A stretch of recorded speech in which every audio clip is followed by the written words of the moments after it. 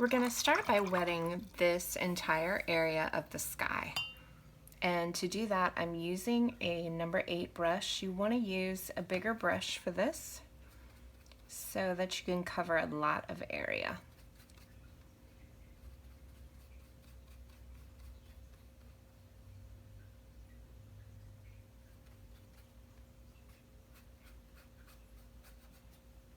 And I really don't,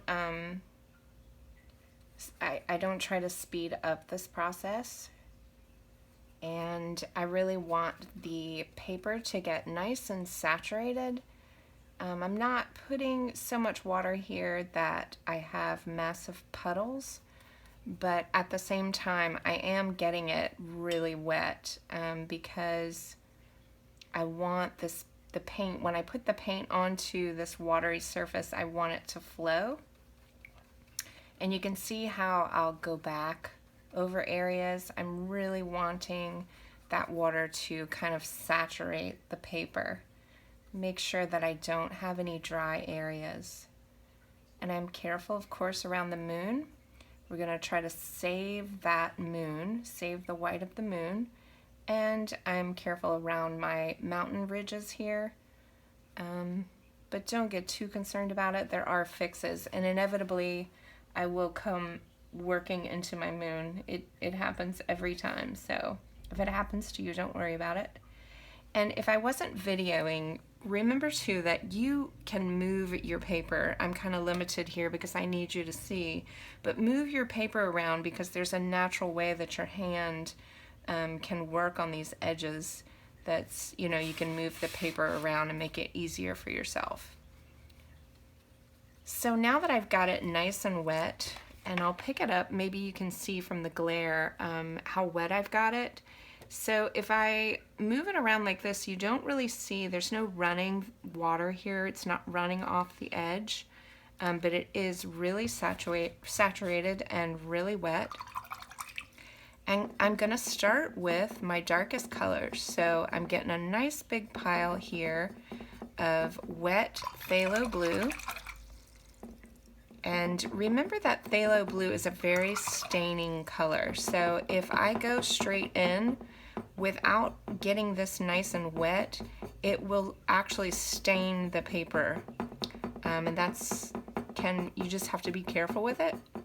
So I'm adding right on my palette, I'm adding in some nice wet, also mineral violet, and you can see how dark this now is, and that's what we're going for. But you also see how wet this is. So you don't want a dry paint. We're working wet into wet. You definitely want it to be wet.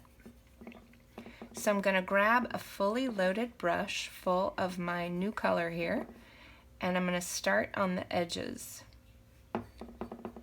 And I might even, that first one, remember that everything is going to dry a little lighter than the color you see here. Watercolor will dry about 20% lighter. So don't be afraid to go dark. Just make sure that you keep it wet. You can see how wet and gushy this is. We're also going to use gravity for some of our painting here, so I'll show you how that works too. So you want to make sure that you've got this really nice and saturated. And I'm just going all around the edges, almost in like a circle around the moon. You can see how my paint's going to start moving into that water. And I'm just doing the darkest part of the sky, which would be furthest away from the moon. Going back into those corners and just adding a little more paint. And you can see how when I do this, I kind of drop and release. And what that does is it allows the paint to come off the brush. So if, I'll just show you here, if I have a wet space and I take my brush and move it this way, it's gonna, some of the pigment is gonna stay on the brush throughout my movement here. But if I take it and release it, you see how it will release the paint from the brush. And that's what I'm doing when you see me dotting like that. I'm releasing pigment. It creates a very intense area of pigment. And you guys know that I'm all about the intense. So now you can see now it is starting to puddle because I started with a wet surface. I've now added more wetness from my paint, and it is really going to start to get intense and puddle up. Now we're going to use gravity to help us. So you can just move your paper around, and this is the part where you really are just letting the painting kind of dictate what it wants to do. So no two paintings are ever going to be the same. And I just move it back and forth, just kind of see what happens, and inevitably what will happen is that you'll start to get a pooling wherever you're turning your paper. If I turned it back this way, I'd start to get a pool over here of darker color, and things are going to start to run around your moon. And this is where we want to keep the area light. So what I do, I rinse off my brush, I dab it off. I've got a clean, fairly unwet brush, so there's not a lot of moisture here. It's what I call a thirsty brush. And I can come back into this area around the moon, and you can see I'm just swiping my brush through here and picking up some pigment and dropping it onto my paper towel or my mat here. And you just kind of, if you're a fiddler, you're going to love this. And sometimes you want to rinse your brush off just to make sure you don't have pigment on here. And you can kind of see how this is already taking shape, where our lightness is going to be and where our darkness is going to be. So once you do the gravity pull and you start to get all these little puddles, you'll want to just take out some of that liquid, because if you let them dry as is, it will create a backwash. And what that means is this area will start to dry, but because your edges are so wet, they will push back on the dryness, and you'll get like a bloom effect. I'm sure you have seen it if you've ever played around with watercolor. So once you get to this point, you can now take your clean brush, add a little water to it, and even push some of the pigment away from the areas that you dried out. So you can see I'm just dotting water and just now going to mop it back up, just to give a little more lightness around the moon. And my paper is still very wet and saturated. So that's also the beautiful thing of continuing to add water throughout the process. So now I'm going to go into my next color, and I'm sorry this palette is making all this noise. I'm going into my mauve, and I'm going to mix up some wet mauve here, and I've dropped down to a smaller brush. So this one is a size 5. You just want to drop down to a smaller brush so that it doesn't hold quite as much moisture. And I'm going to go right around these edges. So you can see I'm going right into the edge where the dark meets the light. And I'm just going to start to drop some of this mauve. It's wet, the paper's wet, and it's just going to start to kind of explode and mingle and mix with that darker color, which is exactly what we want it to do. And remember that it's going to dry a little lighter.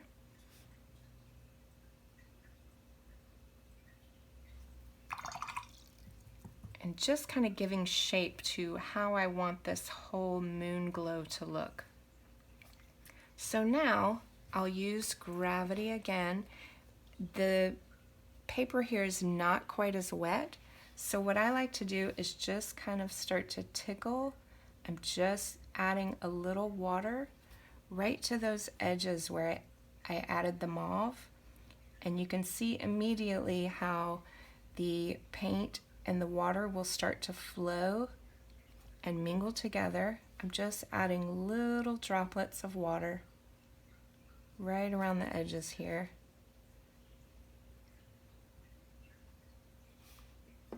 Maybe even add a little more color.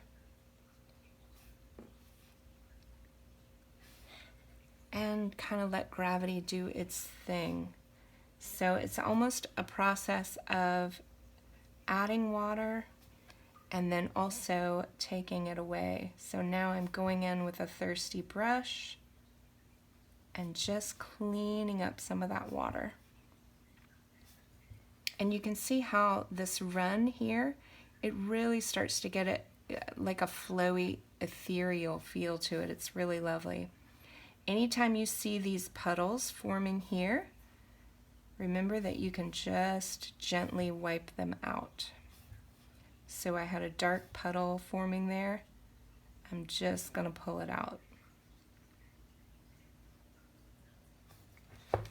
Okay, now we're going to go to our next color, which is the permanent rose. And you can see this was very intense, very dark. This was a shade lighter. Now we're going to go even lighter with this pink color. So I've added here a lot of water and just a little paint. And once again, going to go right around those edges and just start to add little hints of this pink color to the glowy part where I want it to look like that moon is just glowing on that night sky.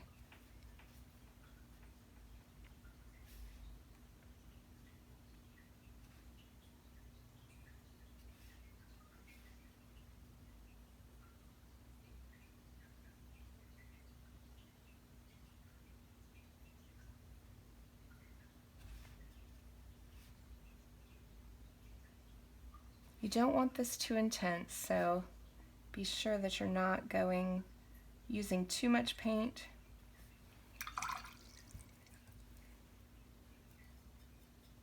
And I do clean my brush every once in a while and start the process over, because what will happen is you start to pick up other colors. So I might start to pick up some of the mauve, and I want to keep this clean on my brush. It can mix and mingle on the paper as much as it needs to, but I want to keep my brush clean. I'm doing a little more intense. You can see I'm just grabbing a little extra paint into that water supply, just adding a few little touches of more intense pink.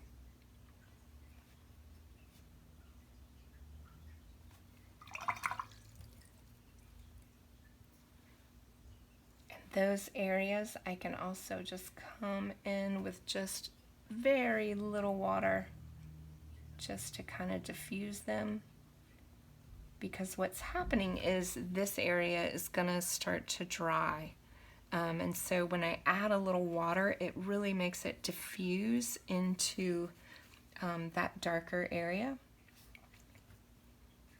So that's looking good.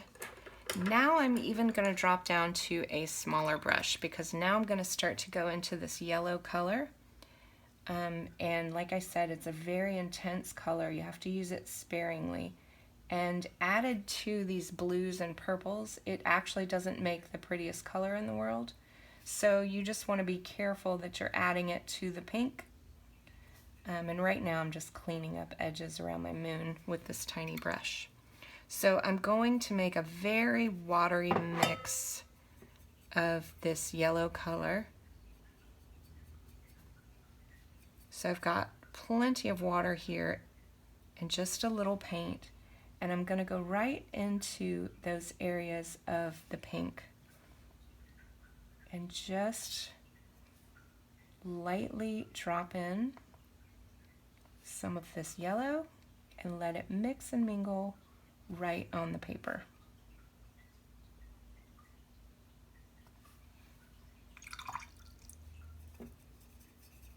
You can also, I'm now taking a little pink and I'm going to add a little yellow to it. I'm sorry for those people that get freaked out when your pink colors get all mixed together on your palette. You might have to get over it during this video session because I do it a lot. So I've added some yellow to my pink here. It gives you kind of an orangey, it's really beautiful color. You can still see it's very watery, not very intense, this color, I'm gonna just dab in a few areas here just to give it some fiery orange. Remember that this is gonna dry lighter, so just always keep that in mind.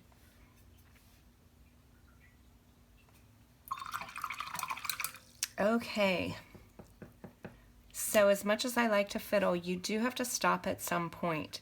Now comes the part of patience. So I'm going to let this start to dry, and there is a point on this paper when the shininess will start to go away, the wetness will start to go away, and the paper will almost look like velvet. And it's kind of plump and velvety. And once it gets to that stage is when you can come in and add some of these fixtures in your sky, like bursts around stars. So we're gonna have patience, we're gonna wait, and I'll show you how to do that. I just wanted to show you guys before it dries how wet this is. So I'm holding it up to the light. I'm hoping that you can see it is still very, very wet. So it does require some patience. It's at a very tender stage. If you fiddle too much with it, the paints will start, if you get too much water in here at this point, the paints will start to run together, and you'll lose all these blotches of color and all the interesting effects that you've got happening right now. So it really does take some patience to let this kind of be and just babysit it.